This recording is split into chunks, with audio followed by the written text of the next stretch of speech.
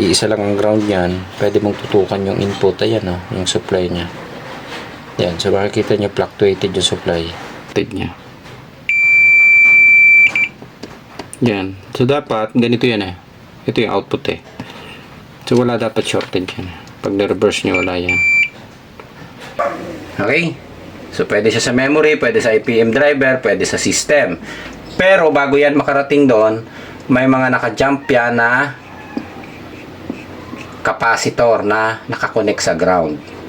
Ayan, capacitor, merong nakakonect na diode. Tingnan natin kung saan yung may part na uusok. Ito yan. So 30 ampere tong ginagamit natin. 5 volts 30 ampere. Ito yan yung output ang tutusukin natin para makita natin kung alin siya. Yun. May umusok na.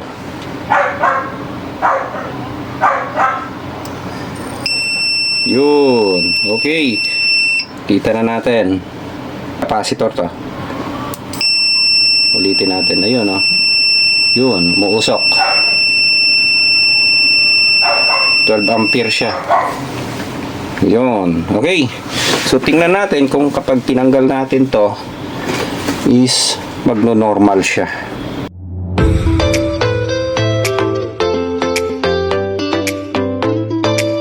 Okay, good day mga ka-technician.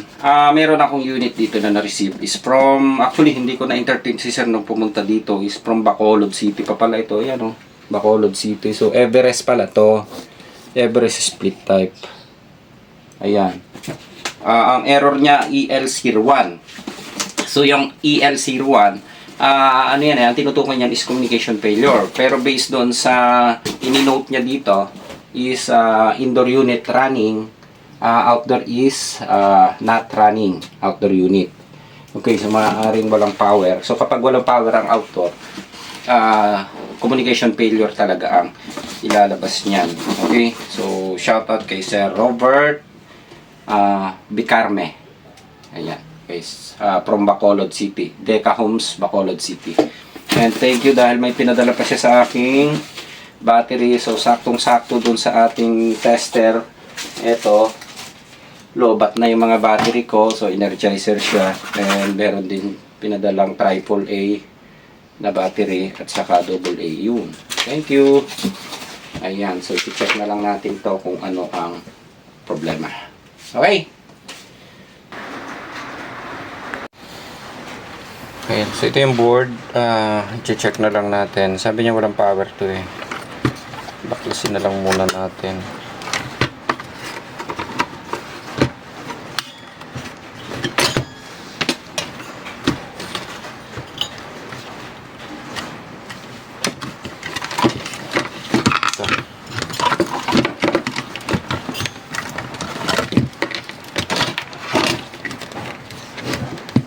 Tingnan na lang natin kung may supply siya. Ito. So itong power supply pala nito, ito yung tawag dito, ito yung power supply niya o yung board na hindi na siya gumamit ng mga transformer chopper. Ang pinaka-regulator na lang na ginagamit niya is ito. Ayan o, direct na yung regulator, hindi na siya gumamit ng transformer chopper. Ayan, isang IC na lang. And ito, capacitor diode. So meron siyang ito, regulator 7812 and 7805 itong isa. Itong isang regulator na to. Titingnan na lang natin kung anong problema niya para maisalang na natin, ma-check na natin. So dito, pwede na nyo i-check. So ganito kasi, pwede nyo siyang direct na kabitan na ng supply dito. Kung i-check nyo, ayan na, yung line at saka yung end. And, pwede nyo kabitan ng AC na direkta. Then, mahirap kasi siya i-check kasi ang output niya, direct na doon sa IC. Then, gumamit lang siya ng, ito, capacitor din, and may dalawang diode sa loob na ginagamit. So ganito lang kadalasang design ngayon. Ayan dito. So pwede nyo siyang i-check dito direct doon sa dalawang capacitor na ito. positive negative ng analog or digital tester, or pwede rin kayo dito sa regulator. Ito yung pinaka regulator na to. Ayan, ito. So ang gagawin natin na initial check up lang naman ang gagawin natin dito. Check na lang natin to, dalawa, yung 7812 at saka 7805, kung may output voltage. Ayan. So gagamitan natin ng ito, digital tester na lang. So kaysa DC, then kakabitan natin ng supply. Ayan, so dito na tayo magkakabit sa line and neutral direkta. So sabi niya dito sa message niya o doon sa note niya, wala daw siyang power sa outdoor. So outdoor na lang muna i-check natin para mabilis. So yan, pwede nyo siya kabitan dito na supply. Dito, line, neutral. Huwag nyo kakabitan tong S ha, signal yan. Then pwede nyo na siyang i-direct na isaksak sa outlet. Ayan.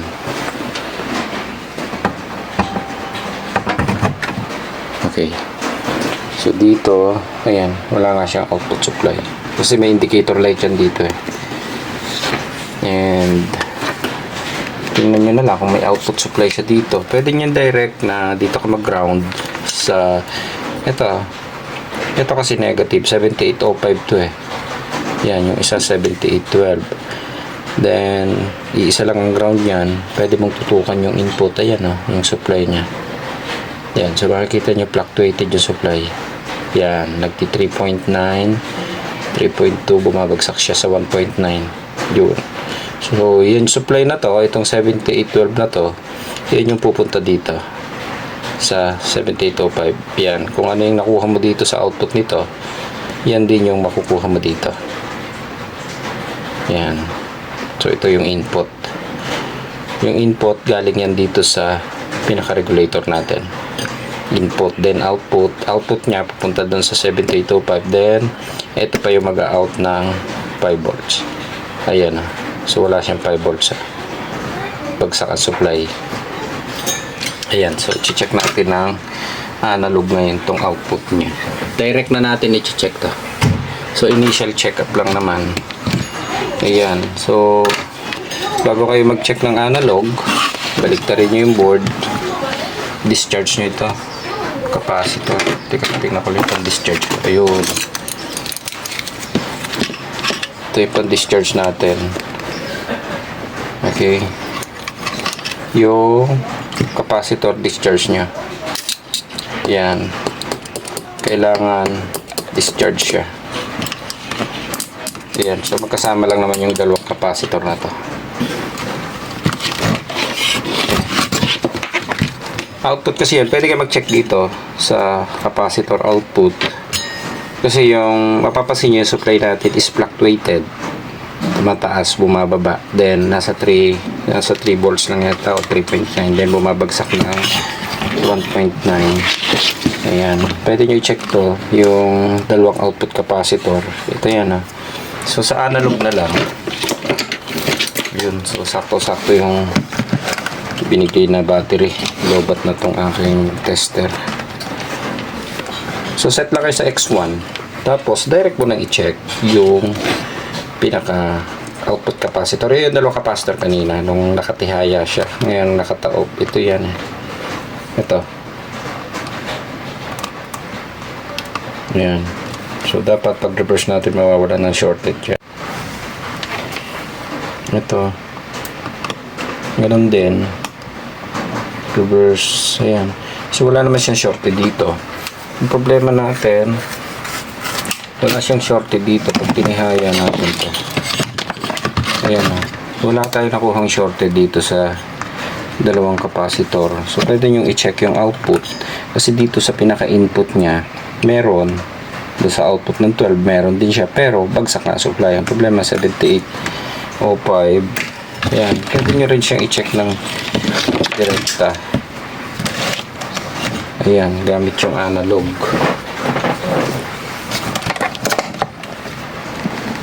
Ayan. Okay, balik ko lang ito sensor para mas maliwanag.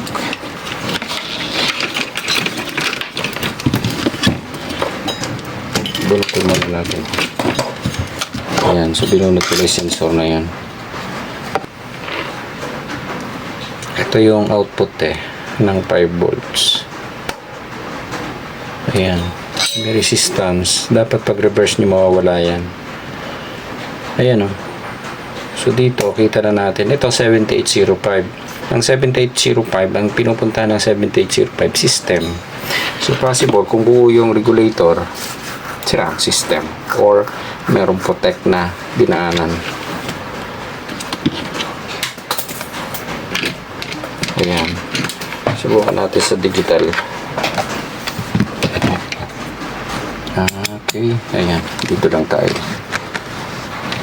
Kabila. Yun. Ayan. Shorted Tapos, pwede nyo rin naman i-check yung output nito kasi pupuntahan niya sa system. Ito, yung IPM, check nyo na rin yan. X1 lang din. Pwede yan dito. Direct. UBW. Dito.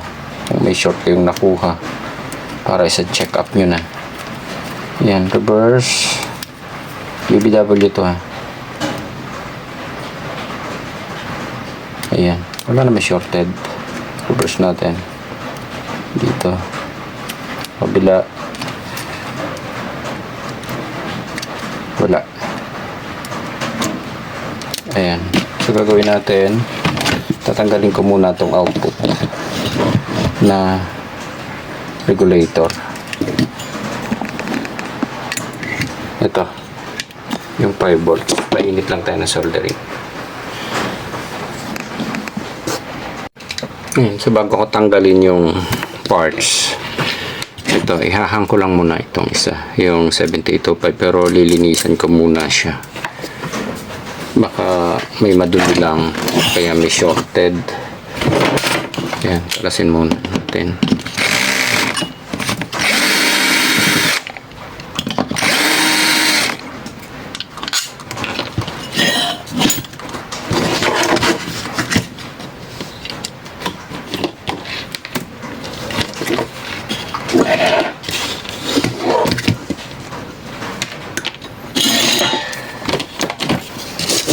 Ito, pwede nyo malinisan ng lacquer thinner yan. Dito.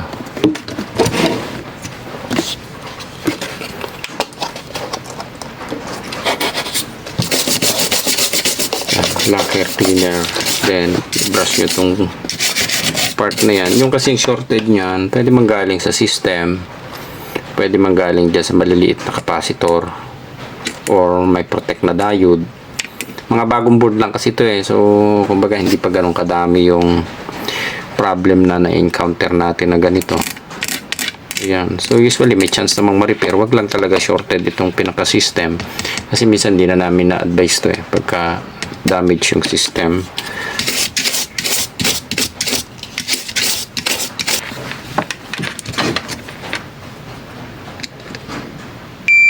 So yan pero yung shorted nya. So gagawin ko, tatanggalin ko na lang muna tong 7805 na regulator. So, lagyan muna natin ito para madaling dikitan ng panghinang. Ayan.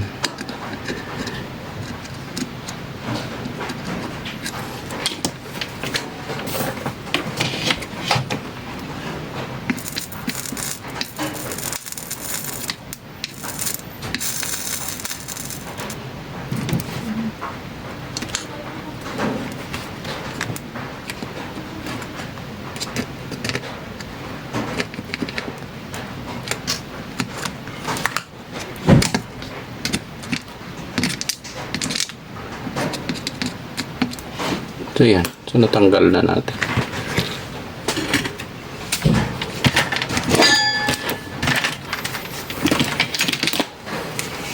So ito na siya, yung regulator na tinanggal ko.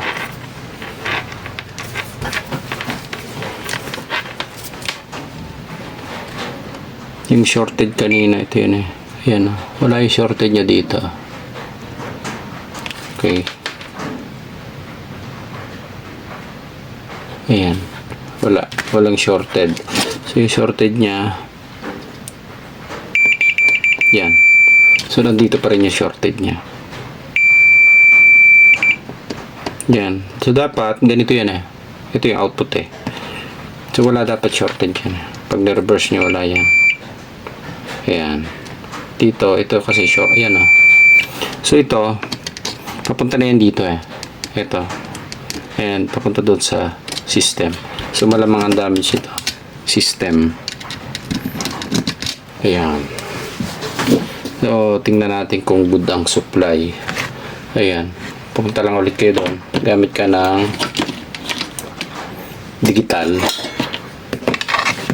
Ayan. So, yung digital tester. Then, punta ka sa DC. Tingnan lang natin kung basa. Okay. So, tuyo na to.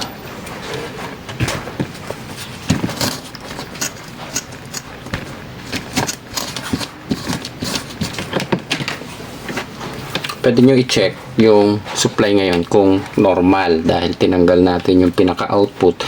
So, yung out niya, ito yung input eh. Yan. Ito yung input, ito output. In, out. So, yung out niya, yun yung papunta ng system. So, yung nakahang na itong regulator natin. Ito yung tinanggal natin na to. Ayan. So, wala nang supply na papasok sa system. So, pwede nating i-check kung may supply yung input nito at saka yung output ng 7812. Ayan. Para makita natin kung normal ang supply. Okay. So, saksak.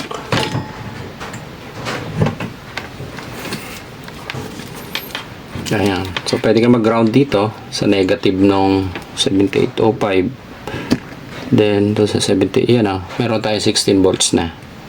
Then, dito, ayan na yung 12 volts. Oh. Okay. Input, output, 12. So, yung input ng ating 7805, ito yan eh. Ayan na, 12. So, syempre, hindi tayo magkakaroon ng output dahil tinanggal natin yung 7805. So, ito yung medyo masalimuot. So, ang mangyayari dito sa troubleshooting is titingnan natin kung saan tumakbo yung supply. Kung nagkaroon ng shorted dito ng mga check na natin. I-off ko muna. Then, discharge tayo.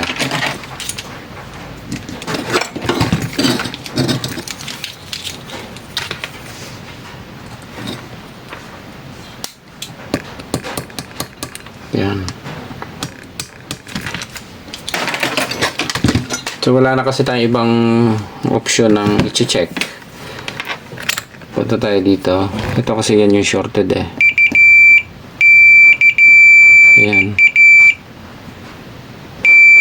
Ito.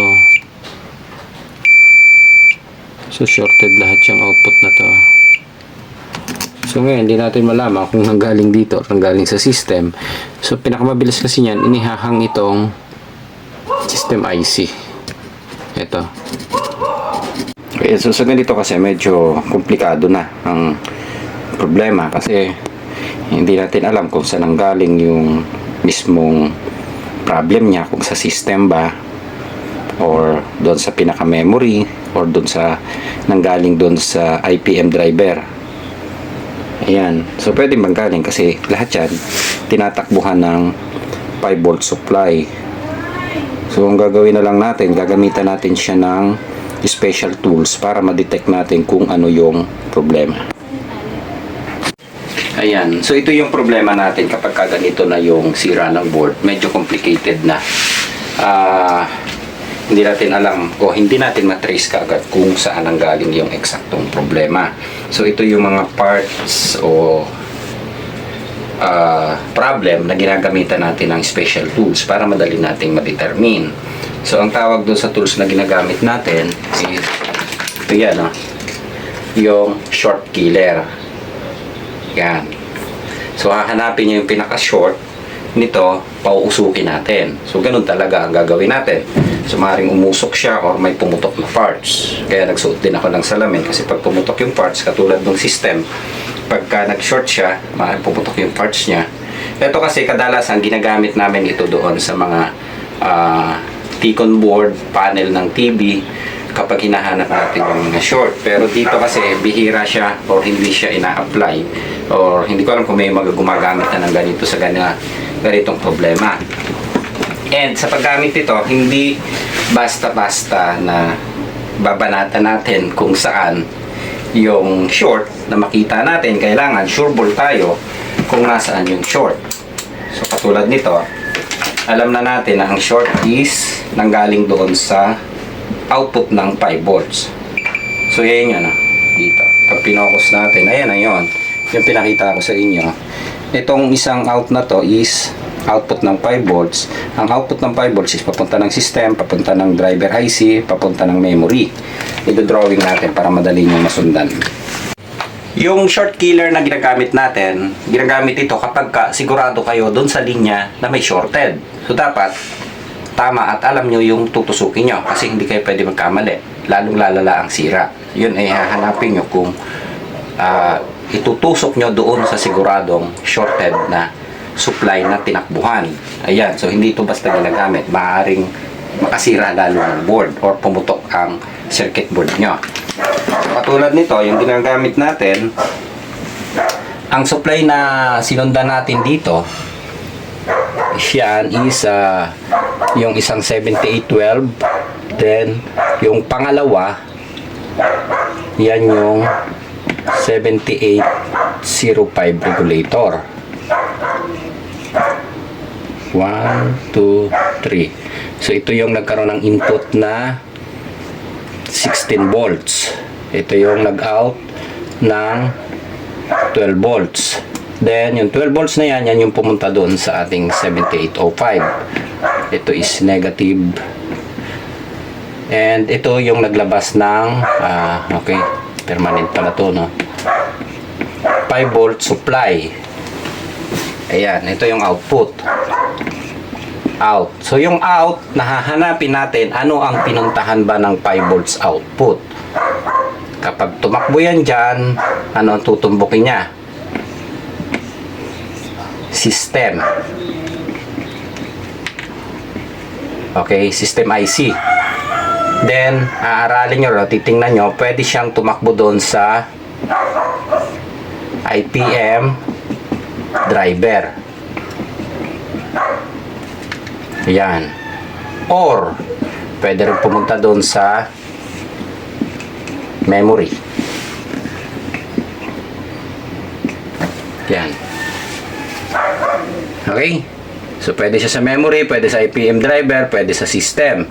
Pero, bago yan makarating doon, may mga naka-jump yan na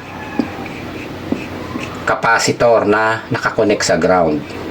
Ayan, capacitor, merong nakakonect na diode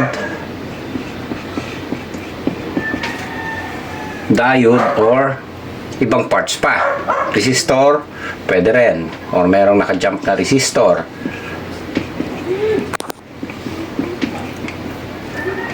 Bago dumating sa system, bago dumating sa IPM, bago dumating sa memory. So, senior cut ko lang. Ayan.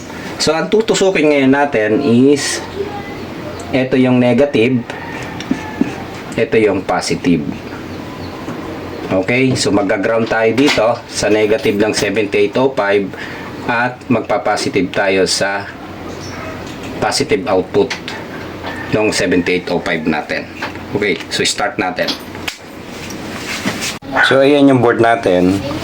Yung tinutukoy ko sa inyo na output ng 7805, ito yan. So tinanggal ko yung regulator natin.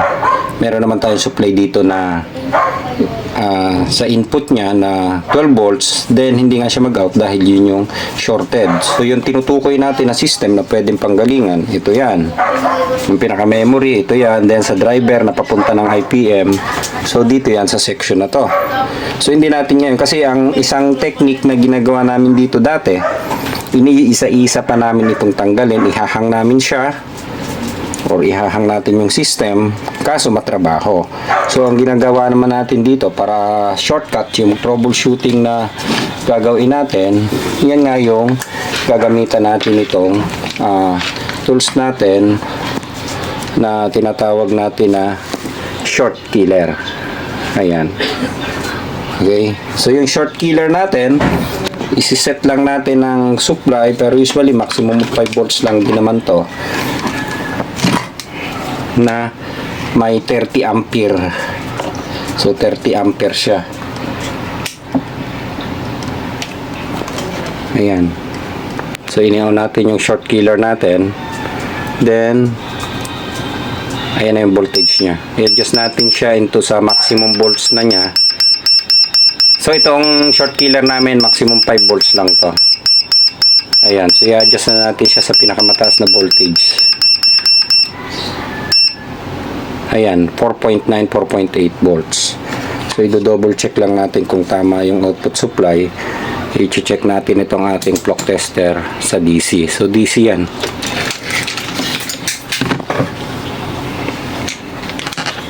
Ayan.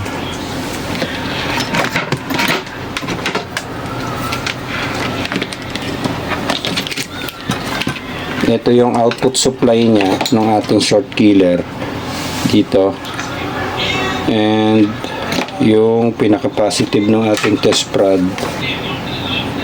Okay, so yan 4.5 volts. Okay, so accurate naman, 4.5 volts siya. So ang gagawin natin, i-ground natin siya dito sa dito. Ilapit lang natin ng konti. Yan. Then titingnan natin kung alin yung uusok na spare part. So ganun talaga ang gagawin dito, pauusukin natin. Ayan, so negative dito, then positive doon sa itutusok natin yung test prod. Ayan, so lalagyan natin siya ng kapitan yung pinaka dito yung negative natin para ma-clip natin.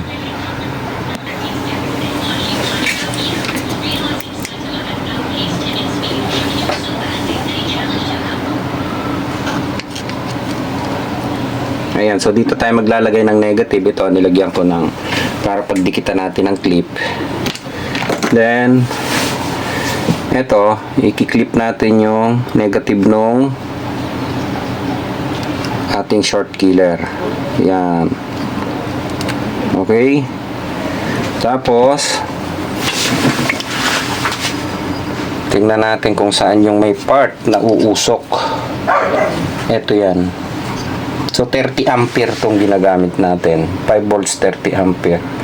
Ito yan yung output ang tutusukin natin para makita natin kung alin siya. Yun. May umusok na.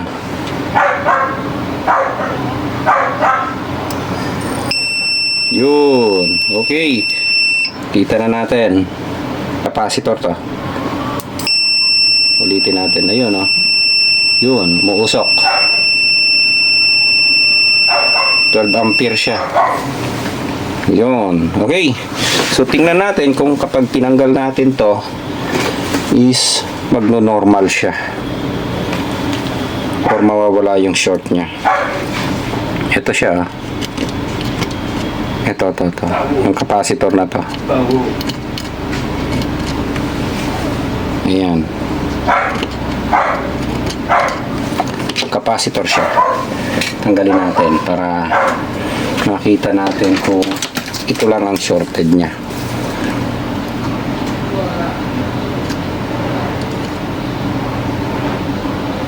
Yan. So, hindi ko nakakatong video para tuloy-tuloy tayo. Ito yung umusok na parts niya. Capacitor to.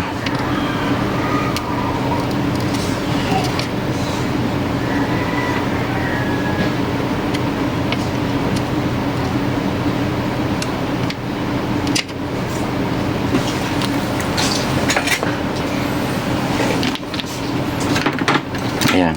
Ito yan.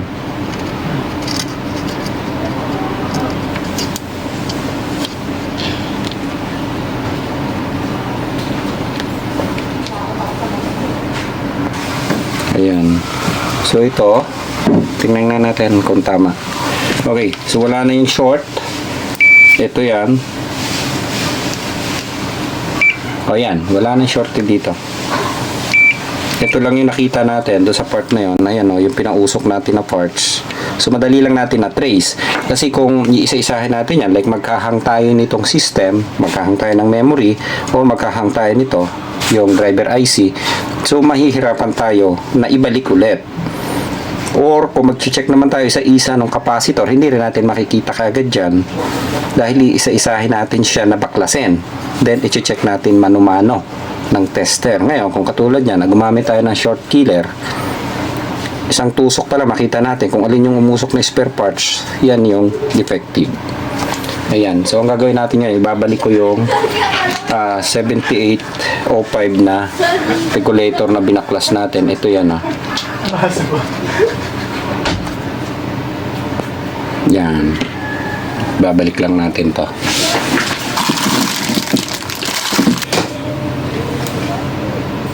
Wala pa. Ito yan.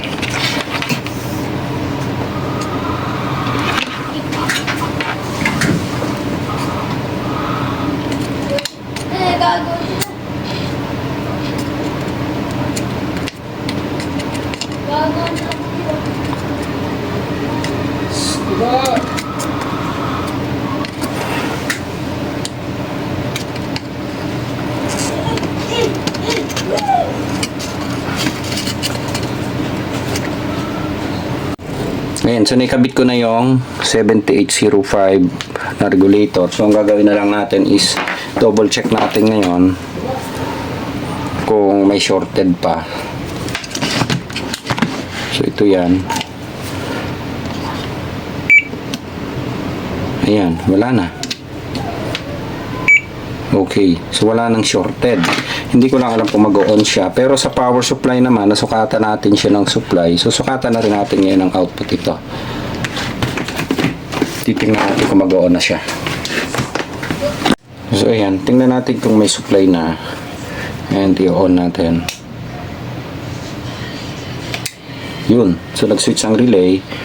So yung supply, ito tutusukin ko Tingnan nyo yung supply. Ayan yung 5 volts. Nagkaroon na tayo ng 5 volts. Ito yung sabi ko sa inyo 12 volts. Ayan Ito yung input na 15.2. Ayan. So 16 volts usually ito. Pumapasok dito kapag walang load. Then ito yung isang 12 volts. Output doon. Napapasok sa 7805. Ito ang output niya. So nag-on na yung relay niya. And ang titingnan na lang natin ngayon ay kung makaka-detect na siya ng error or aandar siya sa compressor. So medyo complicated na talaga to. Pero nakita natin yung short dito. Ayan yung sa part na ito. Yun. Okay. So ikakabit natin yung indoor niya. Ayan. Napansin ko pala hindi umilaw yung light indicator Ito yung light indicator niya Pero mukhang napundi yung light indicator nito. Tingnan natin sa ayan, usually may ilaw yan dito kapag ka naka-X1 yung tester natin. So kung dito umilaw, malamang pundido to.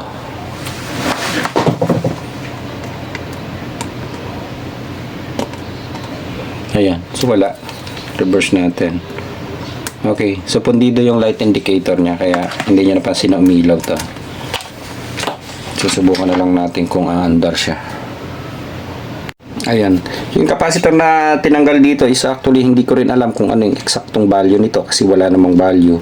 Pero usually protect siya ginagamit dito. Ayan. So maaaring pwede na nating hindi ikabit. So pansamantala hindi muna natin kakabitan para lang matesting natin kung aandar siya sa compressor. So ang gagawin natin, i-assemble ko muna siya. Ikakabit ko itong heatsink. And paandarin natin na may nakakabit na compressor at saka indoor board.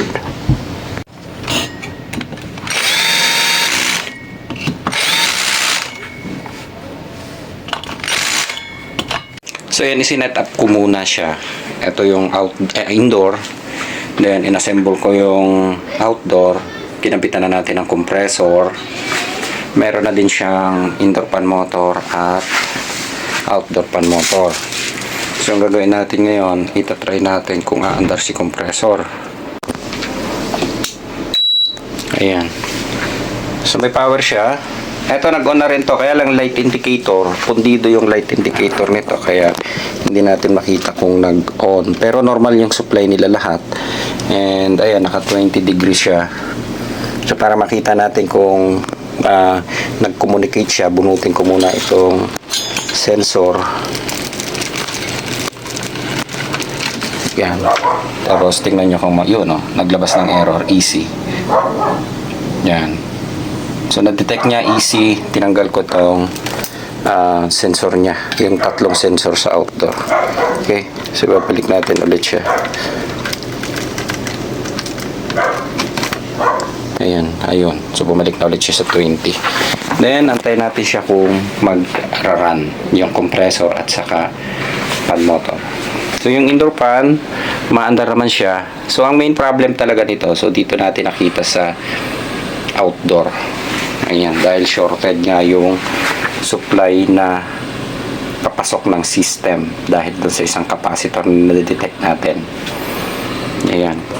So ginamit natin na special tools, balikan lang ulit natin. Ito yan, yung short killer na ginamit natin. So hindi basta ito ginagamit ha, dahil maaaring makasunog ng board mismo. Kailangan marunong talaga kayong gumamit. Ayan. So antayin natin umandar. Ayan, kumandar na siya. Ayan na yung compressor natin. Ito yung fan, umaandar. Ayan, okay, normal na. Nag-run na siya. Ayan, so okay na ta. Ayan. Okay, so mandar yung compressor natin. Mandar yung outdoor fan. Umandar ang indoor. So normal na siya lahat. Umaandar siya. So ikakabit na lang natin ito. Ayan, ayos. Ayan, so okay na yung ating unit. So ang naging problema niya is yung ating outdoor board. And syempre sa tulong ng short killer na tools na ginagamit natin, madali nating na-detect yung problema. And shoutout para do sa supplier ng ating short killer, si Ariel Tools. Okay, so in-order ko lang din ito. So yung ginagamit kasi namin dati, inassemble namin na battery, kaya lang medyo mahirap gamitin. Hindi katulad dito, may adjustment may adjustment na siya ng volts. Pero maximum 5 volts lang siya yung ginagamit namin. Kasi usually sa system area lang naman may problema.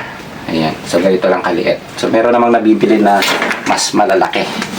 Ayan, medyo mahal nga lang. Ayan, so okay na tayo dito. And katulad nga nung sinabi ko sa inyo, yung short killer na ganito na tools, hindi siya basta ginagamit ha, lalo na kung hindi kayo sanay sa electronics. So kapag ginamit nyo siya, dapat sigurado kayo kung anong section yung may shorted. Kasi may possible na kapag nag-supply kayo o hinanap nyo yung short, so maaaring pumutok ang board or magdulot ng mas malalang problema. So dapat sigurado, katulad nung pinakita ko sa inyo doon sa drawing, so sinigurado natin na ang problema niya is papunta ng system, papunta ng memory, o papunta ng IPM. So yung katulad nga na sabi ko sa inyo, doon sa drawing natin, pwedeng diode din ang sira or yung capacitor. Ayan. So sa kabutihang palad, ang nakita natin is yung capacitor. Ayun. So yung value ng capacitor, hindi natin nakuha yung value, pero nandun naman sa screen o doon sa video natin yung section nung section o yung number ng capacitor, kung aling area. Okay, ayan. So okay na tayo. And yan, katulad nga yan, kasi ang electronics kasi hindi yan basta-basta. Dapat alam natin kung paano mag-start. So start talaga tayo sa basic electronics. Malay nyo, mating yung time na magtuturo na tayo ng dire-diretso. Kaya lang, may bayad. So may bayad din. So ayan, baka ngayong taon na to ayusin natin yung school. And tuloy-tuloy tayo sa pag-tutor.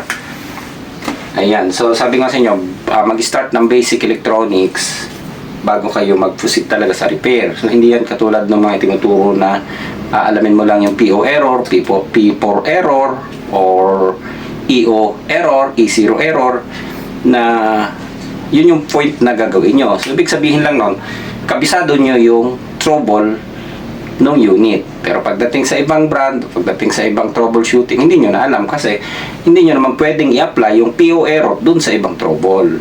So, parang useless na mag-aaral ka ng ganun. So, dapat talaga, step by step. Basic electronics, pag alam mo ng basic electronics, saka ka mag-proceed sa repair. So, pag nakuha mo ang basic, tuloy-tuloy siya, dire-diretso siya, hanggang kada board, alam mo ang troubleshooting. Ayan. So, okay na tayo. Ayos.